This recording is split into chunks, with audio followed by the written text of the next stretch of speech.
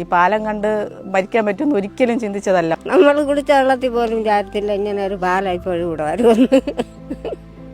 ഞങ്ങൾ കോയമ്പത്തൂരിലായിരുന്നു. ഇപ്പം പാലമൊക്കെ വന്നുകൊണ്ട് ഞങ്ങളിപ്പോൾ ഇങ്ങോട്ട് സെറ്റിലായി. ഈ പാലം വന്നത് കാരണം ബസ് സർവീസൊക്കെ വന്നു. ഇനി എല്ലാവരും അവരവരെ വീടുകളിൽ നിന്ന് അച്ഛൻ്റെയും അമ്മയുടെ നിന്ന് പഠിക്കണമെന്നുള്ള എന്ന് വെച്ചാൽ എൻ്റെ മക്കളെ ഞങ്ങൾ കൊണ്ടുവന്ന വാടക കെട്ടിടത്തിൽ താമസിച്ചതുപോലെ ഇനിയും അങ്ങനെ ഒരു ആകാൻ പാടില്ല. ഹോസ്റ്റലിലൊക്കെ പിള്ളേർ ഒത്തിരി നിന്ന് ആഹാരം കിട്ടാതെയൊക്കെ നിന്ന് ബുദ്ധിമുട്ടിയാണ് പഠിക്കുന്നത്.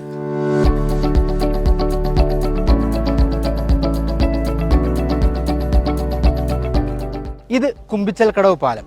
കരിപ്പയാറിന് കുറുകെ ഒറ്റപ്പെട്ടു പോയ ആ ഊരിനെയും ഒരു നാടിനെയും ചേർത്ത് കെട്ടിയൊരു പാലം. വർഷങ്ങളുടെ കാത്തിരിപ്പിന്റെ കഥ പറയാനുണ്ട് ഈ നാട്ടുകാർക്ക്. ഈ തൊടുമലവാടുകാർക്ക് എന്ന് പറഞ്ഞാൽ ഒരു ഉത്സവം തന്നെയാണ് പാലം. ജീവിതം മാറ്റിമറിച്ചു എന്ന് വേണമെങ്കിൽ പറയാം. തറക്കല്ലിടുന്നു, അടുത്ത ഭരണം വരുന്നു, ആ തറക്കല്ലിനെ അടുത്ത് വെള്ളത്തിടുന്നു, പുതിയത് കൊണ്ടിടുന്നു. നമ്മൾ ഒരിക്കലും സ്വപ്നത്തിൽ പോലും ചിന്തിച്ചില്ല ഇങ്ങനെ ഒരു പാലം വരുമെന്നുള്ളത്. നമ്മുടെ ഈ നെയ്യാർ ജലാശയം ഉണ്ടായത് മുതലാണ് ഇത് ഒറ്റപ്പെട്ടു പോയത്.